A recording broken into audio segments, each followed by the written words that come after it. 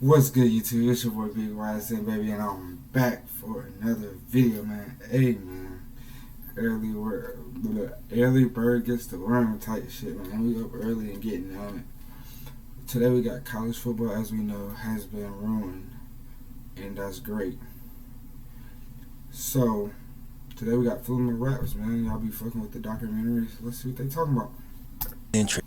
Transition. But what exactly is it transitioning into? That's the question asked by tons of college football purists. The beloved sport is evolving into something uncontrollable, but it's come way too far to turn back now. The strongest conferences are getting stronger, while the smaller guys are being left behind. The players are finally getting to share of the pie, but eat too much and you know what can happen. And at the same time that college football is dealing with the NIL boom, massive conference realignment is taking place, with Texas and Oklahoma leaving their traditional conference in the Big 12 and instead dipping out for the powerhouse SEC. And on top of that, you got USC and UCLA leaving the Pac-12 for the Big 10. Some fear that college football is becoming quote-unquote NFL Junior. They think it'll end up being filled with only 32 viable teams, all jam-packed into 2 super conferences. And you can easily see why traditional college football fans would be upset with this. It could reduce the other conferences to the point of being completely obsolete. But a casual fan might look at it and go, but there was only a few teams that had an opportunity to win a national championship anyway. This might actually put more teams into the mix, not less. But the downside to this is that smaller programs who have rich traditions could end up fading away completely. What happens to their fans? It's been pretty fun reading about this over the last week because it's just really going down in this sport right now. It's possible that college football fans are overreacting a little, but at the same time, it does feel like a brand new dawn in that sport, and this arms race for power is already in full tilt. Programs are trying to keep the money coming in, and players are trying to get theirs for the very first time. And it's intriguing because they've managed to put the college football black market on Front Street, just out in the open for everybody to see. No doubt, it's a wild time in college football, and I honestly empathize and kind of feel bad for a lot of traditional college football fans, because the sport that they've given their blood, sweat, tears, and money to is being drastically altered and will never be the same as it was before. And if you got any type of heart, you have to imagine that nigga heart broke, boy. For them, yo, that really Hey, make sure y'all like, comment, and subscribe, man. Stop playing with me. Sucks. But at the same time, I have to admit that for me, somebody who's not a traditional college football fan, this is the most excited I've been for a college football season since I was doing that Rutgers series. If you're a traditional college football fan, understand, I mean no disrespect. Real quick, let me try to explain my position. I've told this story before, so I'll make it quick. I grew up on historically black college football, mostly the SWAC, Southern University, Alcorn State, Grambling, Battle of the Bands, all that stuff. Of course, today everybody knows Jackson State, even on a national level, thanks to the amazing work that Dion is doing. But back in the day, I used to just see Jackson State as Alcorn's rival. That's my history. I eventually got into the NCAA football video games in college, and even though I was there at Southern University on a football scholarship, I probably spent more time on the virtual field than I did on the real one. Oddly enough, my video game education somehow turned into a job a few years later. It's like I basically majored in NCAA. But even though I took to the video game, I never got into real life college football the same way. There were so many teams and so many bowl games, but only one national champion. And please understand, once again, I mean no disrespect, but from an outsider's perspective, if you wasn't building towards a national championship, then for me, it just kind of all felt pointless. So today we're taking on an extremely broad topic. And while I might go much deeper on individual topics in the future, today I'm just gonna be laying out my general thoughts, feelings, and position. Do y'all feel like college football is changing? Personally, me, I don't give a damn when it comes to the current state of college football. But other than that, you already know what time it is, bros. Chew Wayne. Yeah, well, I'm no quitter, 'cause I'ma go get her. Alright, before we jump in, a quick word from today's video sponsor. Hey, bro, I understand. Get your hot damn money. All on top of trying to keep up with the NFL and college football seasons. It's a great time, but it's also a grind. In fact, it gives me easy access ordering apps. You know the ones for minutes. It's super 75 dot the NIL changes and conference realignment, y'all. We're all.com/FlemloRaps and use the code FlemloRaps130 to get 130 off. Shout out to Factor once again for sponsoring the video. Without further ado, let's get it.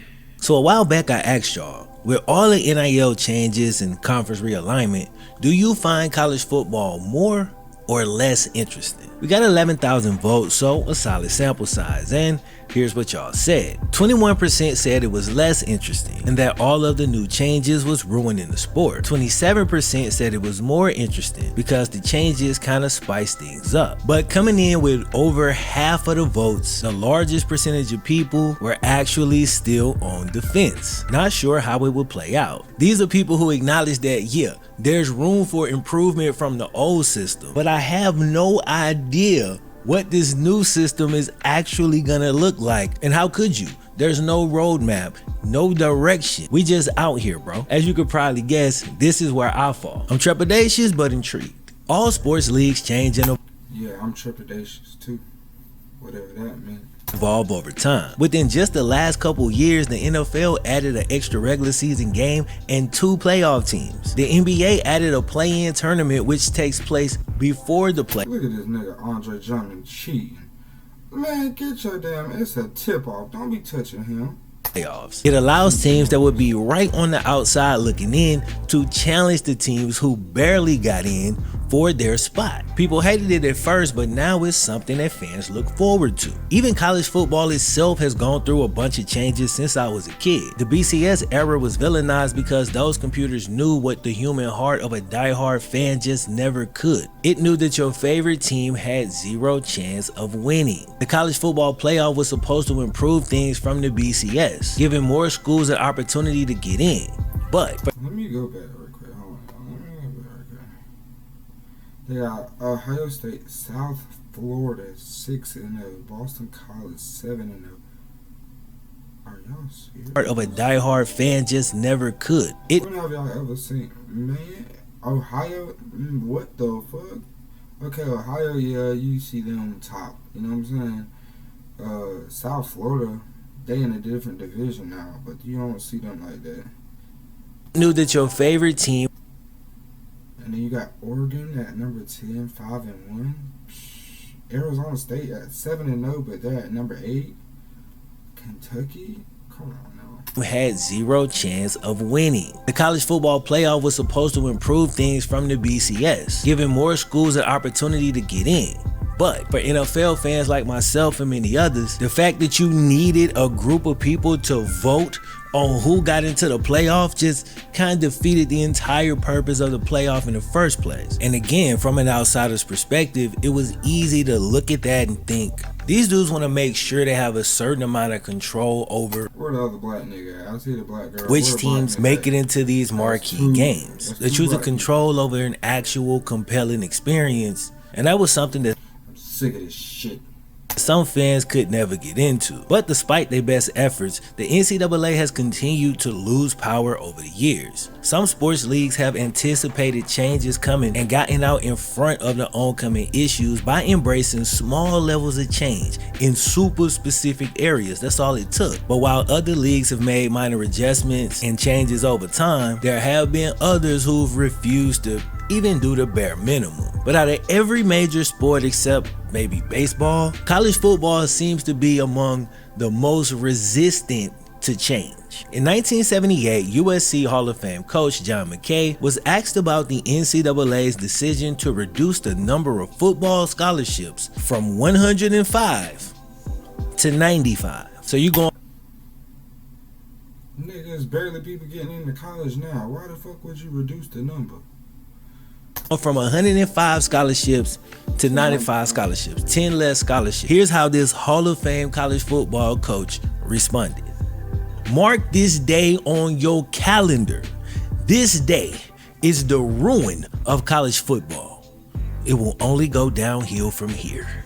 So when I say they're resistant to change, they're resistant to any kind of change big or small. By the way, in the 40 years since that quote was recorded, college football has actually dropped the scholarships even lower, all while absolutely soaring in overall popularity. And when it comes to TV revenue, it's the second biggest sport in the country. I think one of the reasons college football gets so nervous when it comes to change is because the sport was just built on an unsustainable model from the very beginning. Amateurism was the glue that held it all together, but seeing as how amateurism is kind of like this mystical force as opposed to like a logical concrete thing that could stand up in court, then essentially college football was on shaky legs from the very beginning. It's kind of crazy that they lasted this long under that old model. But now that the old amateurism model is out, it's been replaced with the new NIL craze. So basically, after decades and decades of college players making their schools and coaches rich while sometimes struggling to buy food, student athletes are now able to legally make money on endorsements, appearances, or they can even license their own name, image, and likeness to be included in a video game. How about that? It's overall dope, but the whole thing is extremely unstable right now. They lack any kind of direction and they lack any form of like centralized leadership. So I was reading this article from The Ringer, and in it I found this quote from ESPN senior sports writer Pete Thamel echoing these same exact sentiments. Here's what he said: "No one is in charge. For all the billions of dollars, millions of fans, and boundless passion that surround college football, that's always been its glaring and bizarre flaw. Nobody's looking out for the greater good of the game. Nobody's guiding the sport towards long-term prosperity and short-term sensibility. No one is building consensus and channeling." Okay, what if, say this, right? What if college football fall off? What the fuck you gonna do? Go to high school and then go straight to the NFL? What the fuck? Like, think about that. Like, what the hell gonna happen? All of the ratings, financial success, and popularity towards an outcome that is positive for everybody in the sport. The dopest thing about that quote is the fact that it's not a new quote. That's from 2011. So this ain't some dude panicking over NIL deals and conference realignment. This was a guy who was looking at college football. It's in the height of its popularity. Everything is going great. And he's like, bro, there's no leadership. You know what I'm saying? So the lack of leadership has always been an issue. It's just even more apparent now. The current college football setup has 17-year-old freshmen signing $1 million endorsement deals with essentially no regulations. I think we all wanted college football players to get paid. We knew then and know now that they deserve it. But I do worry a little bit about a few things with this. So a lot of kids are getting paid before they play a college game. $8 million, give me a. Let's create a little bit of pressure, especially on some of these larger deals. So that's just kind of an extra element that they're gonna be having to deal with on top of, you know, the normal student athlete thing. But my bigger issue is like these crazy announcements. I really don't like shouting to the world that a kid just signed a $8 million deal, you know what I'm saying? Think about the pressure that pro athletes get put under once they get that first contract. I did a video, what happened to Trent Richardson, and in that video I go through it, you know, piece by piece, but essentially Trent's entire family depended on him for everything and kind of siphoning his cash, you know, stealing. That stuff ended up putting him in a really bad space, and it essentially ruined his career. So to think that that's like completely out of the question with these kids that's way younger, you know, it's just dumb. Like, of course that's gonna happen. For years and years, college football itself, hardcore and casual fans have all known the days of amateurism were clearly numbered, and as soon college players were gonna start to share in the revenue that they clearly were helping to generate. But college football ain't do nothing but cling to the past, flat out refusing to accept the reality despite the fact that they had to see it coming 10 million miles away. Now the White Walkers are here and nobody did a damn thing about it, so they're obviously underprepared. Now the college football world is falling into chaos. The old guard is lashing out in fear that they'll be played out of their position, but the new kingdoms are taking more territory, gaining powerful allies and executing deadly sneak attacks. College football has been allowed to just drift, and you know, we'll see where the whole thing lands. And it just so happened to land in the year 2022 where everything is so extreme. Like, it's either all or nothing. It's like, hey student athlete, either starve and not be able to accept prize money on a game show, or make $5 million a minute before you ever play a snap in college football. Why is there no in between? I personally like the NIL. I like the ability for these cats to get their bread, and companies want to advertise. Well, you think I got a sponsorship in every video, but I just don't really think it's sustainable. I'm trying to get me out of sponsorship. Make sure y'all watch all the ads and make sure y'all like, comment, and subscribe so we can, you know what I'm saying, get a sponsorship. Who to be giving? Hey Nike, everybody sponsor me. Sponsor me, John Boy's Cafe. You know what I'm saying? Kickback Jacks. Rose Mafia sponsor me. Cats $8 million sponsorship deals before they drop their first video. You feel what I'm saying? Like, does that correlation, like, did that comparison make sense? I know the money is great, but I worry about the kid. I worry about the pressure that puts on. Damn. On the field and nigga. I ain't got shit. I need at least $1 million, nigga. That nigga just sold his motherfucking soul. I think about the potential bad contracts. I think about greedy family members and startup restaurants. Man, if you get greedy around me and I got $1 million, bitch, get back, man. Bitch, get back, man. I'm back slapping the fork at you, man.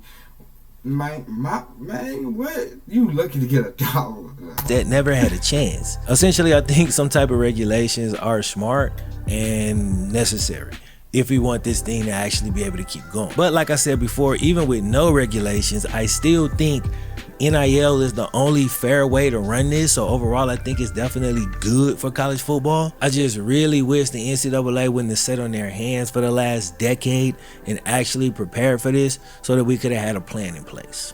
When you start paying athletes like they're professionals, you get athletes acting like they're professionals. Speak it, Prom. And you don't have staffs large enough and equipped enough to handle a young man with money. Right. Let me go deeper. Handle a young man that's making more money than some of the coaches on staff. You gotta imagine you walking into campus like, my coach a broke ass nigga, cause I got $9.8 million and he got 700K. You know what I'm saying? That nigga gonna look like you a little bitch. Facts. Real problem. Some fear that getting money so early could change the quality of dudes as far as maturity. This is a real concern, as the last thing any of us want. Or you getting that big ass deal right before you even play a snap. Nigga, say if you're not even up to the hype that you get in college, you a bust. You just pay that man $9.8 million, right? Nigga just ran off with the bag. Period. He ain't really got his family straight with that 9.8. You feel me? You make another way of living other than football, you good. What? One is to create a bunch of spoiled, entitled brat types who get filthy rich before doing anything really, and then develop these attitudes like they just above everybody and kind of have that sense of entitlement. The NIL situation could create divisiveness in the locker room, but we've already seen quite a few times where it may actually have the opposite effect. I've seen some players insist that companies include their teammates in deals. Imagine being empowered enough at that young age to get your boy taken care of. Look, I get my dog paid too. So while no matter what, some dudes are just gonna be scumbags, I think this whole NIL situation has empowered a lot of cats who was like natural born leaders and put them in a position to take care of other people or empower other people. With NIL, the business skills and everything that they picking up is probably USC, round 6, let's see. How does nigga get an NIL deal with the damn United Airlines, my nigga? probably a hell of a lot more valuable than that college scholarship education that everybody used to rave about all the time when they would say that athletes didn't need to be paid. NIL also solves the age-old issue of, well, how much money does the bowling team get? It's not fair if the football team gets all the bread. Well, it is fair because the money doesn't come from the school and doesn't need to be split and then distributed amongst all of the sports programs. That's my money, nigga. That's what he's saying. Money comes from private businesses who create the market, and your value is whatever they're willing to pay. But with all of that said, my favorite thing about the NIL has him. He signed a big ass deal. I already know about him, and he posted one of my old classmates, Rico Walker. He posted him like, "Come join Tennessee." That nigga Rico said, "No, he going to North Carolina." What you talking about? been the way that talent seems to be spread into a wider range of schools. Now there's incentive for top prospects to not go to the same few schools we've been seeing for the past decade. Programs like USC and Texas have a real chance to get back into the elites of college football, making the future of college football look a lot more competitive, not less. This is why a lot of the main people complaining are those who have dominated in the old system. Understandably, they know that now, quote, "Oh, you little sneaky niggy, you little sneaky niggy," unquote, buying players means that less of the top talent is gonna just fall into their lap and agree to wait 3 years to get on the field. NIL in this way actually helps level the playing field and has me much more excited to watch programs like Miami or Texas or even Notre Dame. All of these teams that college football has been trying to sell me on for years, talking about their tradition and how this might be the year they rise back to prominence. Well, now for the first time ever, I actually believe that that might be true. And while I know it's not all good, I think that part of it bodes really well for the college football product. This should make things a lot more interesting for fans like me who wants to invest in a team who hasn't won recently and maybe is not at the point where they can win a national championship right now, but now there's actual hope that within 2 to 3 to 4 years, they might be able to build themselves back up into a powerhouse and really start to compete at the top level. Alabama and Clemson and Georgia are cool, but I would like to see some other schools as well. So how you feel about the current state of college football largely depends on which faction you've pledged your loyalty to. Are you in line with the new guard, or are you more in line with the old guard who wants things to go back to how they were? But I made this video because maybe you're like me. Like, maybe I'm not alone in this. Maybe you're an outsider who's intrigued. A person who's kind of enjoying the chaos, but also hoping that when the dust settles, it reveals something new. Something that can bring in new fans and hopefully not completely ruin it for the old fans. Going into this season, college football seems a lot more wide open than it has in a long time. It feels like the teams have been reset and will once again have to jockey for position if they want to sustain dominance, not just for the next few years, but for the foreseeable future. And I gotta say that for me, that seems pretty damn fun. It sounds like a movie I don't already know the ending to, as a few of the big bads seem more vulnerable than ever. Can they scratch and claw and maintain their position of dominance? Or will some other program reclaim their former glory and now take their rightful place on the Iron Throne for a while? At the same time, I acknowledge that in the long run, it is definitely possible that this could lead to a worse product than before. It could lead to new problems for college athletes that some may struggle to deal with. It's a dangerous time for college football, but also an exciting one. I don't know what we'll find on the other side of this. It's like a dramatic ass movie, like, you know what I'm saying? Like, you don't know what's gonna happen, but in my opinion, I like the new wave style, you know what I'm saying? Cause like, you getting money, but it's also could create a bad tendency, like a bad like reputation about yourself. Like, you getting all this money and shit like that, you gotta live up to what you getting, you know what I'm saying? And if you don't live up to it, then why you getting all this money, you feel me? But I also do understand the old way, but the old way just has the same teams going back to the championship. So that's why I'm for the new style of college football. Y'all let me know in the comments how y'all feel. This little raggedy bridge. But in this particular case, I find the journey itself to be a hell of a lot more interesting than not moving